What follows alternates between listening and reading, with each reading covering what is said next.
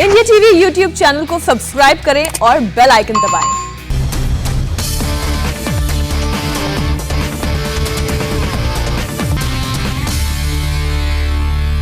नमस्कार, मैं हूं सौरभ शर्मा और उत्तराखंड की राजनीति में इस वक्त जबरदस्त हलचल मची हुई है। मुख्यमंत्री त्रिवेंद्र सिंह रावत की कुर्सी जाना तय है। थोड़ी देर बाद त्रिवेंद्र सिंह रावत राज्यपाल बेबी रानी मौर्य से मिलने जा रहे हैं और राज्यपाल से मिलने के बाद त्रिवेंद्र सिंह रावत इस्तीफा देंगे, ये बात तय है। और उसके बाद वो शाम 4:30 बजे के करीब एक प्रेस कॉन्फ्रेंस कर सकते हैं। दिल्ली से लेकर उत्तराखंड की राजधानी देहरादून तक बैठकों का सिलसिला चला। बहुत कोशिश की त्रिवेंद्र सिंह रावत ने अपनी कुर्सी बचाने की, आलाकमान से मुलाकात भी की, लेकिन फिर भी उन्हें इस्तीफा देना पड़ेगा और राज्यपाल से मुलाकात करके वो अपना इस्तीफा सौंपेंगे। उसके बाद मीडिया से बात करेंगे। एक साल बाद यानी कि अगले वर्ष उत्तराखंड में चुनाव होने हैं, उससे पहले एक बार फिर सत्ता परिवर्तन हो रहा है। शीर्ष स्तर पर बीजेपी अब किसी नए चेहरे को मौका देगी।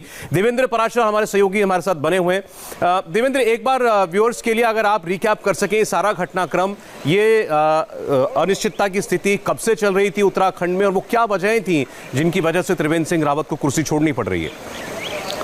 सौरभ, तकरीबन 4 साल पहले जब त्रिवेंद्र सिंह रावत ने कुर्सी संभाली थी तो पहला 2 साल उनका ठीक था। पहले 2 साल के बाद पिछले 2 साल की अगर बात कर लें तो प्रदेश के दूसरे नेताओं के साथ उनके रिश्ते बहुत ज़्यादा ख़राब होते गए और उसके बाद दिल्ली तक वो बात पहुंची और दिल्ली में बीजेपी का शीर्ष नेतृत्व भी इस बात को लेकर बहुत सहज नहीं था। जो हमारे सोर्सेज हैं वो हमें बताते हैं किस प्रकार से अमित शाह जी से मिलने की त्रिवेंद्र सिंह रावत ने कई बार कोशिश की थी, लेकिन अमित शाह हाल के दिनों का एक उदाहरण छोड़ दें तो उससे पहले लंबे समय तक, मतलब 1 साल तक तकरीबन उन्हें मिलने का समय तक नहीं दिया था।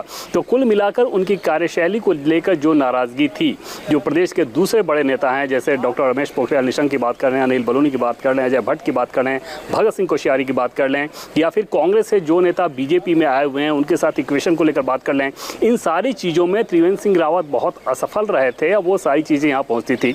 उसके बाद बीजेपी के जो दूसरे कार्यकर्ता, बीजेपी के कार्यकर्ता हैं, वो अपनी नाराज़गी बताते थे कि सीएम का जो सिस्टम है, खुद मुख्यमंत्री बहुत अहंकारी तरीके से पेश आते हैं, काम को लेकर कोई बहुत अच्छी चमक वो बिखेर नहीं पा रहे थे। तो ये सारा फीडबैक यहाँ पे पहुँच रहा था। उसके बाद पिछले शनिवार को केंद्र से 2 पर्यवेक्षक भेजा गया, वहाँ विधायक दल की बैठक बुलाई गई और सीएम को तब इस बात का एहसास भी नहीं था। वो विधानसभा सत्र के लिए वहाँ पे मौजूद थे। विधानसभा सत्र की कार्रवाई आनन फानन में एडजॉर्न करनी पड़ी और उसके बाद फ्लाइट लेकर वो देहरादून पहुँचे और वहाँ पर जब बातचीत हुई तो तब उन्हें पता चला कि उन्हें हटाने को लेकर रायशुमारी करने ये दोनों के पर्यवेक्षक आए हुए, उनके नेतृत्व को लेकर फीडबैक लेने आए बेसिकली।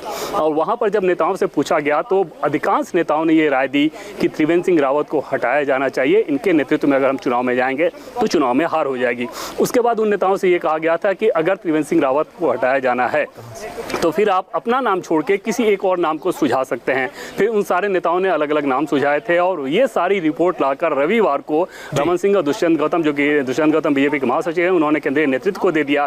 कल केंद्रीय नेतृत्व ने शाम को तकरीबन 2.5 घंटे बैठक की जिसमें जेपी नड्डा के साथ अमित शाह और संगठन महामंत्री BL संतोष मौजूद थे और उसके बाद ये तय कर लिया गया। और रात में 9:30 बजे जब त्रिवेंद्र सिंह रावत मिले थे जेपी नड्डा से तो नड्डा ने उन्हें बता दिया कि आपको कुर्सी छोड़नी पड़ेगी। देवेंद्र, मैं आता हूं आपके पास। इस वक्त गोनिका अरोड़ा जुड़ रही है देहरादून से, हमारी सहयोगी।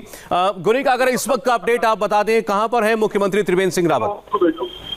देखिए, मुख्यमंत्री इस वक्त अपने कार्यालय में मौजूद है। पहले वो अपने आवास पर थे और जिस तरह पहले कहा जा रहा था कि 3:30 बजे वो प्रेस कॉन्फ्रेंस अपने कार्यालय में मौजूद जनता हॉल में करेंगे, वहीं पर पूरा मीडिया उनका इंतजार कर रहा था। लेकिन उनके ऑफिशियल आकर ये जानकारी देते हैं कि यहाँ पर मुख्यमंत्री 4:30 बजे आकर मीडिया से बात करेंगे। उससे पहले वो 4 बजे राजभवन जाएंगे और राजभवन में जाकर जिस तरह ये तस्वीर लगभग साफ ही हो जाएगी कि अपना इस्तीफा जब सौंपेंगे तो उसके बाद उसकी औपचारिक घोषणा वो 4:30 बजे प्रेस कॉन्फ्रेंस में करेंगे। हालांकि पहले कहा जा रहा था 3:30 बजे प्रेस कॉन्फ्रेंस होगी, लेकिन अब प्रेस कॉन्फ्रेंस का टाइम टल गया है और अब इंतजार किया जा रहा है कि कब सीएम त्रिवेंद्र सिंह रावत यहाँ तक पहुंचेंगे राजभवन में। राजभवन के बाहर भी सुरक्षा भी बढ़ा दी गई है। हालांकि पुलिसकर्मी तो पहले ही तैनात है, लेकिन पुलिस की एक और जीप यहाँ पर पहुंची और यहाँ से अगर पढ़े तो राजभवन से सीएम आवास की जो दूरी है वो करीब 200 से 300 मीटर की दूरी है और सीएम जो अपने कार्यालय से, उनका कार्यालय जो है वो राजभवन और उनके आवास के बिल्कुल लगभग बीच में है, यानी कि उनके कार्यालय से सिर्फ 150 से 200 मीटर की दूरी पर राजभवन है। और जैसे ही वो अपने कार्यालय से निकलेंगे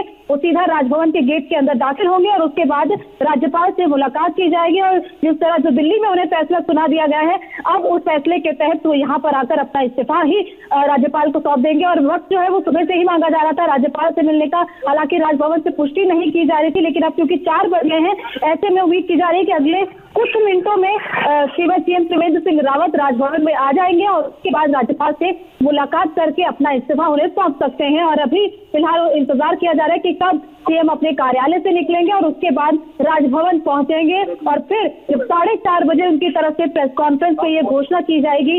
वहां पर पूरी तरीके से मेज सज चुका है, कुर्सियां लग चुकी हैं और सिर्फ इंतजार है सीएम के वहां पर जाने का। और हलचल जो है वो लगातार बढ़ी हुई है, चाहे वो सीएम कार्यालय में, आवास में या फिर राजभवन के बाहर हो। सुबह से इंतजार किया जा रहा है कि कब सीएम की तरफ से कोई प्रतिक्रिया आएगी। एयरपोर्ट पर भी मीडिया कर्मियों ने उनसे बात करने की कोशिश की, लेकिन सीएम ने सिर्फ अपने समर्थकों से मुलाकात की गाड़ी से उतरकर, लेकिन उन्होंने मीडिया कर्मियों से कोई बात नहीं कही। हालांकि मुस्कुराकर हाथ हिलाकर सबका अभिवादन जरूर किया, लेकिन उनकी तरफ से कुछ भी नहीं कहा गया। और उसके बाद जब मुन्ना सिंह चौहान आकर बाहर बताते हैं कि पार्टी में सब ठीक है, सभी विधायक सीएम के साथ हैं और सीएम को लेकर ऐसी कोई भी बात नहीं हुई है, वो बात से इनकार कर रहे हैं। लेकिन उनका यही कहना था कि जो सीएम की तरफ से कहा गया है वो उसी बात को यहाँ पर आकर कह रहे हैं। लेकिन अब तस्वीर अच्छा, ये और बताइए गोनिका, चूंकि आप देहरादून में हैं, बीजेपी के नेताओं से आप बात भी कर रही होंगी, कौन होगा उत्तराखंड का अगला मुख्यमंत्री? क्या नाम सुन रही हैं आप?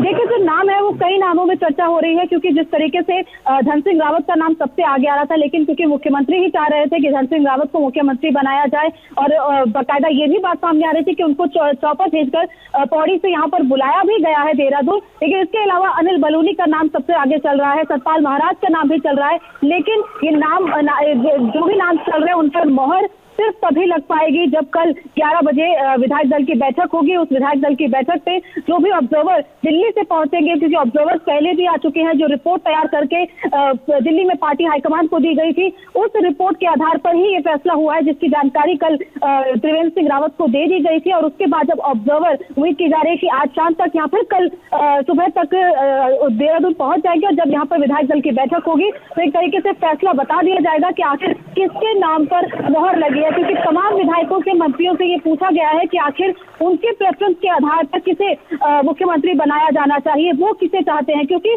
त्रिवेंद्र सिंह रावत को लेकर विधायकों के बीच में खासी नाराजगी है। उनका यही कहना है कि उन्हें काम तक नहीं करने दिया जा रहा था, मुख्यमंत्री से संपर्क तक नहीं कर पाते थे विधायक जो मंत्री हैं। उनका कहना था कि मुख्यमंत्री से मिले हुए। गोनिका, आप देहरादून में थोड़ी देर पहले गोनिका ने हमें वहां की ताजा हालात पर एक रिपोर्ट भेजी है, वो दर्शकों को दिखा दें।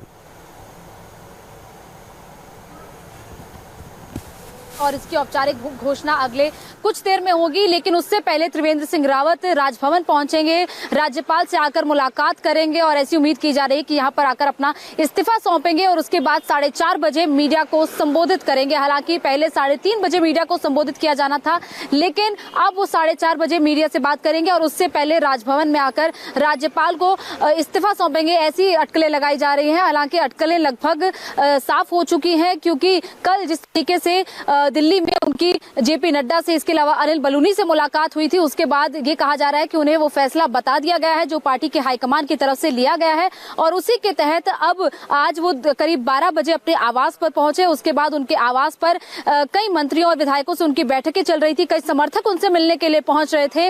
लेकिन अब 4 बजे का जो वक्त राजभवन में राज्यपाल से मिलने के लिए मांगा गया था, वो वक्त उन्हें दे दिया गया है और अगले कुछ मिनटों में त्रिवेंद्र सिंह रावत यहाँ पर पहुंचेंगे और इसी गेट से वो अंदर जाएंगे और राज्यपाल से जाकर मुलाकात करेंगे और उसके बाद जब मीडिया को संबोधित करेंगे तो औपचारिक घोषणा इस बात की करेंगे कि आखिर जो कल दिल्ली में हुआ उसमें क्या फैसला हुआ और उनकी जो कुर्सी जाने के लेकर अटकलें तेज हो रही हैं उस पर आखिर तस्वीर साफ हो पाएगी। कैमरा पर्सन बाबर मसूद के साथ गोनिका अरोड़ा, इंडिया टीवी, देहरादून। तो त्रिवेंद्र सिंह रावत अब से थोड़ी देर में राज्यपाल से मुलाकात करने के लिए जाएंगे। ये इस वक्त के हालात हैं, अभी का अपडेट आपको हम बता रहे हैं। गोनिका ने आपको बताया सीधे देहरादून से। देवेंद्र पाराशर, दिल्ली से लगातार यहां जो भी हलचल चली है, आला कमान के साथ बैठकें हुई हैं पार्टी अध्यक्ष के साथ, उसके बारे में आपको बता रहे हैं कि कैसे त्रिवेंद्र सिंह रावत के कुर्सी छोड़ने की पूरी भूमिका बनी।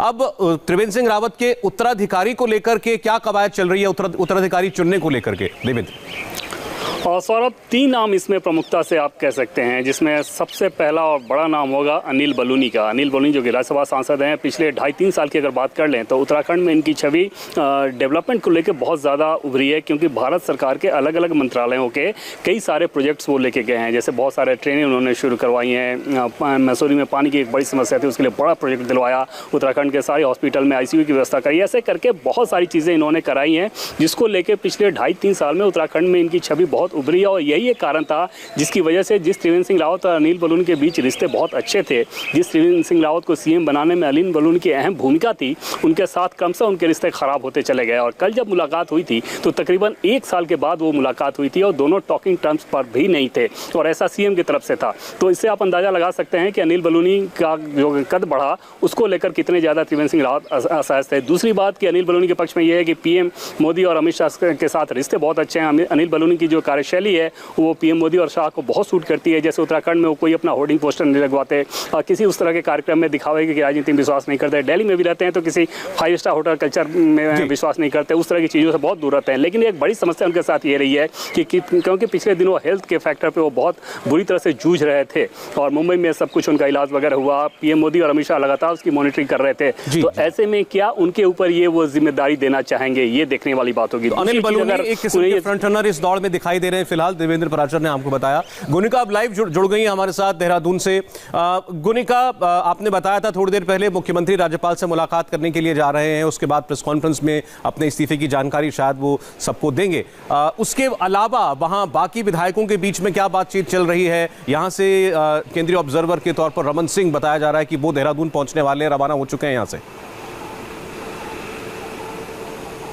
देखिए, तकरीबन जो ज्यादातर विधायक हैं वो दिल्ली में मौजूद हैं। इसके अलावा जो विधायक यहाँ पर है भी वो खुले तौर पर आकर बातचीत नहीं कर रहे हैं कि आखिर क्या नाराजगी है और क्यों वो चाहते हैं कि त्रिवेंद्र सिंह रावत को मुख्यमंत्री के पद से हटाया जाए। हालांकि जिस तरीके से हमने कृषि मंत्री से बात की थी, उन्होंने भी सीधे सीधे तो बात नहीं की, लेकिन उन्होंने इशारों में ये कह दिया कि परिवर्तन प्रकृति का नियम है, कटुता जो है वो तो चल रही है, और लेकिन कटुता संवाद से दूर होती है। संवाद जब हो ही नहीं रहा है विधायकों, मंत्री और मुख्यमंत्री के बीच में, तो आखिर कटुता कैसे दूर होगी? और ये कटुता काफी लंबे समय से है। कहा जा रहा था कि 2019 से ही ये जो है विधायकों और मुख्यमंत्री के बीच में ज्यादा बातचीत नहीं हो रही थी, नाराजगी काफी ज्यादा थी, और ये नाराजगी अब इतनी ज्यादा बढ़ गई है कि मुख्यमंत्री की कुर्सी पर बात बनाई है। और जिस तरीके से ऑब्जर्वर यहां पर कुछ दिन पहले पहुंचे थे, उसके बाद रिपोर्ट जो बनाई गई ऑब्जर्वर की तरफ से, वो रिपोर्ट हाईकमान को सौंपी गई और उसके बाद लगभग ये तय ही हो गया कि त्रिवेंद्र सिंह रावत की कुर्सी जाने वाली है और अब अगला मुख्यमंत्री उत्तराखंड में कोई और बनने वाला है। लेकिन जो विधायकों से जो राय ली गई है, जाहिर तौर पर उस राय को पार्टी हाईकमान ने मद्देनजर रखा होगा और उसी के आधार पर अलग सभी विधायकों से बातचीत करके, मंत्रियों से बातचीत करके ही ये फैसला जो है वो आगे का लिया जाएगा और तस्वीर पूरी तरीके से कल की बैठक में साफ होगी। लेकिन अभी की तस्वीर आपको दिखाए कि इसी सड़क से होते हुए ये कैंटोनमेंट एरिया है, कैंटोनमेंट एरिया में ही मुख्यमंत्री निवास है, राजभवन है और दोनों के बीच की दूरी लगभग 300 मीटर है। और इसी रोड से होते हुए अब अगले कुछ मिनटों में त्रिवेंद्र सिंह रावत राजभवन पहुंचेंगे। राजभवन में जाकर राज्यपाल से मुलाकात होगी और उसके बाद जिस तरह कहा जा रहा है कि अपना इस्तीफा दे सकते हैं और उसके बाद अपने इस्तीफा की जानकारी खुद ही मीडिया को देंगे। ठीक है, तो चले आप बता रहे हैं कि अभी ये चंद वक्त का फासला है उनके और राज्यपाल की मुलाकात के बीच में। गुनिका, आपके पास लौटेंगे हम। देवेंद्र पराशर भी हमारे साथ हैं। मुख्यमंत्री त्रिवेंद्र सिंह रावत फिलहाल देहरादून में अपने दफ्तर में है, किसी भी वक्त राजभवन के लिए रवाना होंगे और उत्तराखंड की इस बड़ी सियासी खबर पर पूरे अपडेट्स के साथ हम फौरन वापस लौटेंगे एक छोटे से ब्रेक के बाद।